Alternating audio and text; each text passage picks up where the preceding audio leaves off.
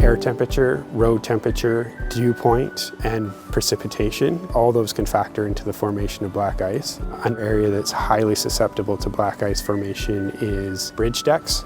One of the main reasons is the road basically freezes from above. Bridges are suspended, so we have that air temperature sandwiching it, which causes them to cool down faster than the road. We have so many shaded areas and potential for black ice. We have a lot of microclimates in this area. We have some, lots of sort of tight corners. We have, rock faces near bodies of water where we get a bit of an inversion and a lot of moisture that can refreeze really easily. So when we see the conditions that could present black ice, we do pre-treat it. Usually it's brine that we use to prevent that ice from bonding on the road. That said, even our best pre-treatments aren't 100% foolproof. Moisture can dilute with dew. The coldest time of day is usually just before dawn. The brine we use is sodium chloride. Applying it to the asphalt or concrete surfaces, it reduces the freezing temperature of the surface from 0 degrees down to -10, -14 degrees. It prevents the water from forming into ice or compact snow.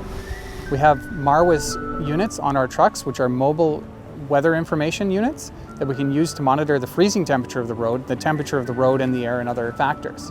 So when we know one of our hot spots has potential to freeze up, then we dispatch a truck with brine, we spray it down in that area that's prone to freezing.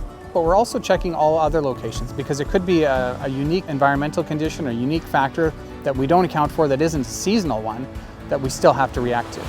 One of the trickiest things with black ice is it can change quite quickly, and it can change in very small sections. So you could have a perfectly pre-treated road and still have a few little sections where ice might occur. So those are the sections we'd be patrolling. Sand is our next application method. We'll come back with the truck. The truck will be carrying sand if needed. It will put the sand down and will apply a temporary boost of traction to the area. Now, due to the high volumes of traffic and high speed of traffic, the sand won't stay on the road for a great amount of time.